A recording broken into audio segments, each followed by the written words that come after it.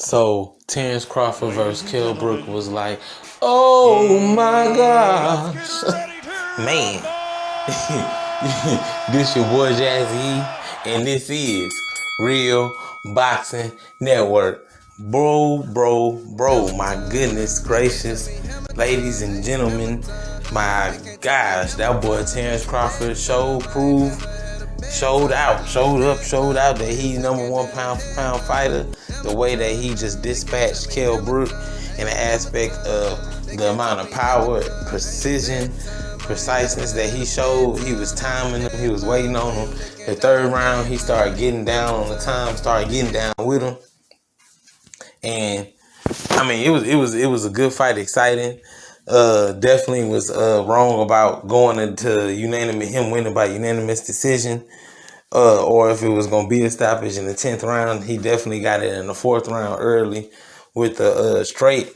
Really, he went back to southpaw, but it was a straight jab. You know what I'm saying? It was a jab, but he threw it like a straight right hand. So Kell Brook was jumping and lunging with his head. Y'all know how he lunged with his jab. So he was lunging with his jab, and with that lunge with his jab, he put his chin out there and really threw himself into Terence Crawford punch.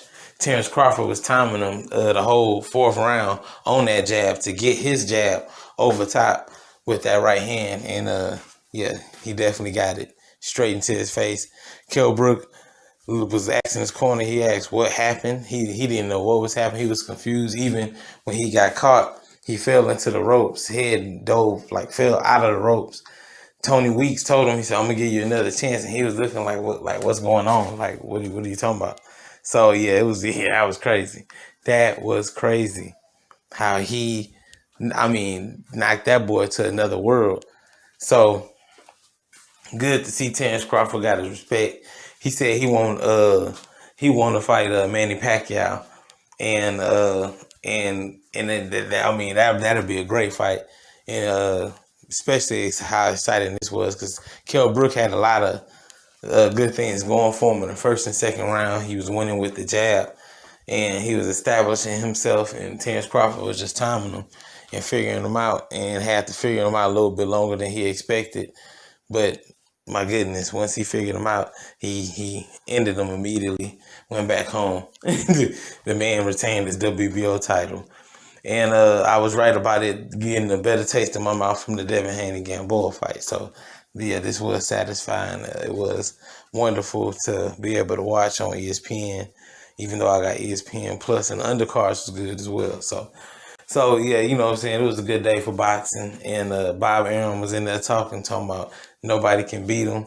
And now, after Danny Garcia, if I was Earl, looking at Terence Crawford, that's definitely a mega fight to see what's up, and to see who is the best of the best, because that is the number one pound for pound fight of the world. That is the number one fight that you can make. That is the top fight that everyone is looking to make. The only other fight that would be exciting other than that is Canelo fighting the winner out of those two at the catch weight of some sort. But as of now, what we want to see is Terence Crawford and Errol Spence. But he said he want to fight Manny Pacquiao, which is great. Manny Pacquiao next year, possibly after Ramadan or before Ramadan, is what Bob Arum said. They almost had that fight done, but COVID had hit. So he want to get that fight, and if he do win that fight, then he will be the WBA champion. And that means that him and Errol Spence, they'll be fighting for undisputed, and that's what Terence Crawford is known for. This is the reason why he's pound for pound. So on my pound for pound video, scratch what I said. Earl may be over him after this performance. I have to say that he still maintains where he is the number one pound for pound, especially with his resume and background of defeating so much of his competition from 3 different weight classes and divisions, and being undisputed at super lightweight. Looking to be unified if he beats and defeats Manny Pacquiao next year, sometime around Ramadan, somewhere in the Middle East, possibly Dubai of some sort. So we'll be able to see great competition. And if that's the case, then maybe Errol Spence and Sean Porter may fight again, or we may get the Errol Spence Keith Thurman fight, which would be phenomenal too. And then after that, we'll be able to see Terence Crawford fight the winner, or Terence Crawford Manny Pacquiao fight the winner, whatever the case may be. But all I want to say is tonight's performance was great. It was wonderful to be able to see Terence Crawford fight the best fighter in the world. And as I said before, it was going to be based on what Terence Crawford allowed him to do. I don't think that it was more so of Kell Brook was going to win. Like I said, he had a puncher's chance, but I thought it was more so about Terence Crawford and what he wanted to do and what he allowed and how he looked and how much prepared he was. So as we see that he was very prepared and that he's ready to take over boxing if anybody willing to fight him. So we know he got a year up or maybe a year and a half left on his contract.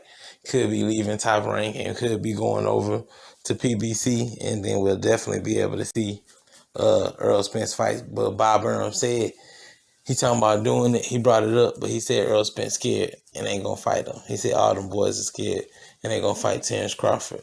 And one thing I can tell you, Sean Porter, Danny Garcia, Keith Thurman, they definitely not ready for Terence Crawford. They'll be dispatched as well. So they were scared of Kell Brook and still haven't fought Kell Brook. And now after this, Kell Brook is done. There's nothing left. That Kell Brook and more so, do he put a valiant performance in there, but you can still tell that the fearlessness that he used to have before being defeated by Triple G, and especially being destroyed by Errol Spence in his own hometown in the 9th and 11th round, he has something holding him back, and he's not exactly the same fighter that he was when he defeated Sean Porter. So it's going to be interesting to see what the future may lie for Kell Brook, Special K. But as for now, Terence Crawford is the man. Proved it tonight. And we're going to see December 5th what Earl and Danny Garcia going to prove. So y'all like, comment, and subscribe. Y'all know the first rule of Fight Club yourself up, and that's hit that notification bell so that y'all can become a part of the real boxing family, become a member, be real deal, get the exclusive information, latest and greatest. So y'all know what it is. It's your boy Jazzy, and this is Real Boxing.